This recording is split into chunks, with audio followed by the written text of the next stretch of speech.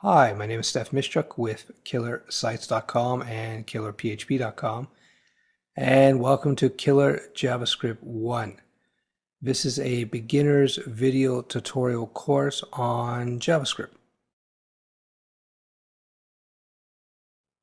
As I said, this course is designed for total beginners, so I'm assuming that you've never seen JavaScript before, and more importantly, I'm assuming that you've never actually programmed in any programming language before. So when we come across one of these concepts that may trip up a few people, we'll step aside and we'll take a closer look at it just to be sure that you're pretty clear about it so we can move forward. For this course, you don't need to have a terrible amount of web design knowledge, but what you do need to know is number one, basic HTML.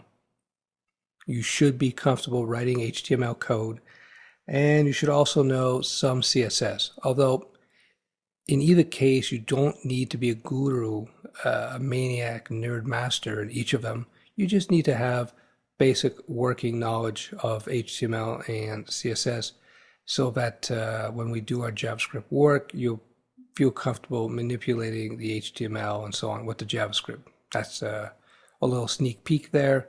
That's a big part of what JavaScript does. It allows you to go in there and dynamically, on the fly, change things in your HTML, and it's pretty cool.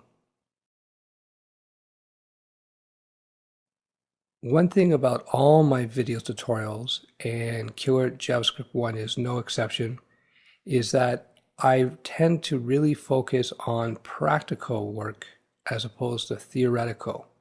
So what does that mean? Well, in the case of JavaScript 1, my goal is to get into your hands, if you will, an understanding of JavaScript so that you can actually use it in practical ways in your own websites as quickly as possible.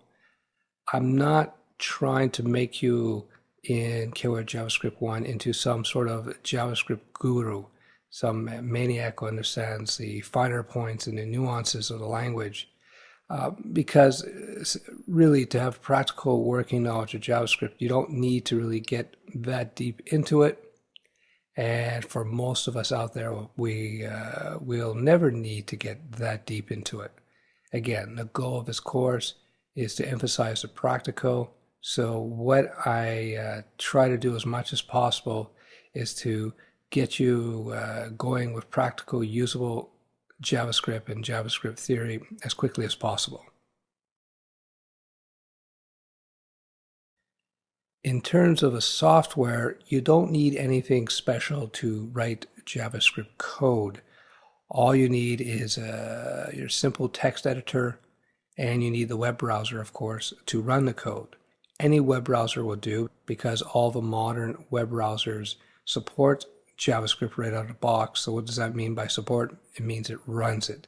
So whether you're using IE, Firefox, Safari, Opera, they all work and use JavaScript pretty much the same. So it doesn't really matter. Although in the long run, I recommend using Firefox, especially on the PC, for your web designing because when it comes to web browsers, Firefox has a lot of friendly features built into it and has a lot of external plugins that are free that make it very useful for web designers. And it does have, of course, some extra JavaScript tools, which I may look at in this course, that will help you when you're writing your JavaScript code. That all said, it's not essential if you prefer to use IE7 or Safari or whatever. It's up to you. Personally, in these tutorials, I'm probably going to be running everything in Firefox. If you're a Dreamweaver or an Expression web user, you can use that too to write your JavaScript code. It really doesn't matter. Even if you're one of these bare bones guys in terms of your HTML and CSS, you can use BB Edit on the Mac or WordPad or Notepad on Windows. In terms of the software, you don't need anything complex. You just need something to edit your code. What you use for HTML and CSS is fine. and your web browser, of course.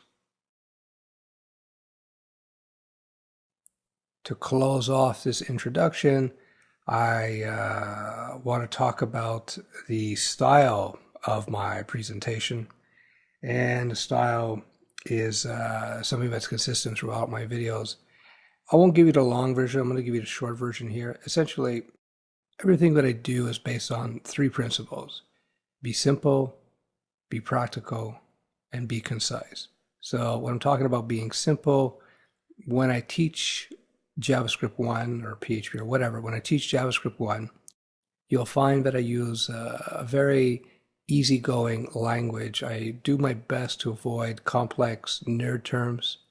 On the occasion that I do have to introduce some sort of new technical term to you related to JavaScript, and there are a couple, I take my time and I make sure that you understand these things before we move ahead. So don't worry about that. But my tendency, though, is in all my videos is to use a simpler language to try to make this stuff as approachable as possible. The other principle is to be practical. And again, I addressed this earlier on, where my goal again is to, as quickly as possible, get practical, usable JavaScript skills in your hands so that you can apply them in your websites right away. I stay away from the stuff that's not really used too often in day-to-day JavaScript programming. And finally, I try to be concise. I'm not here to fill up hours of video. My point is to get the stuff in your hands as quickly as possible, because we all got things to do. You know, we got to play video games or go have a beer or something. So we don't want to be sitting in front of video tutorials listening to me for hours unnecessarily. So you'll find that I try to, as quickly as possible, without being confusing, of course, to get this JavaScript knowledge in your head. So what can we do with JavaScript? Well, let's look at a couple of things. JavaScript is, well, one of the common things that you see JavaScript used for is a form validation. Let's go back. I'm just trying to remember where I put some form validation routines.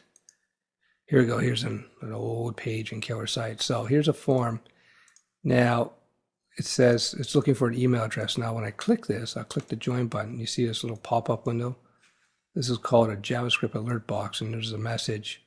Please be sure to enter a proper email address. So that's JavaScript doing this. JavaScript is able to, I wrote the JavaScript to study this, to make sure it was a proper email address, to make sure it matched.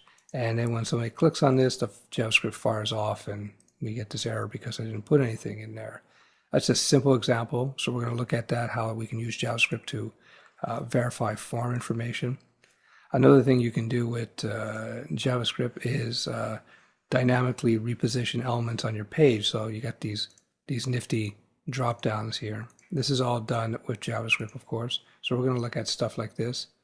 Now this is very simple stuff. For instance, this video is actually embedded using JavaScript. And that's just another example.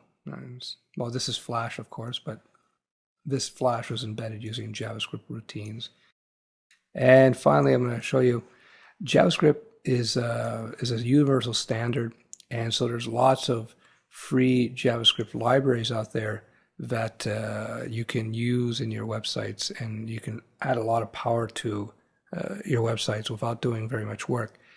One of these free libraries is something called Scriptaculous. Now watch what happens when I load this page. What you're going to see here is just pure JavaScript. Let me just center this so we see it here. This effect was done using JavaScript, which is kind of cool. And so we can look at different functionality that frameworks like Scriptaculous provides for us for free. So let's see if there's a demo down here. Now here's a demo. So it's like, see, this is JavaScript is allowing us to do this drag and drop type of thing. Or watch this, it's going to bounce back, I think. See, this is all JavaScript. So this is kind of cool. Stacking, see the transparency when I click on it. So this is just some of the things that you can do with JavaScript.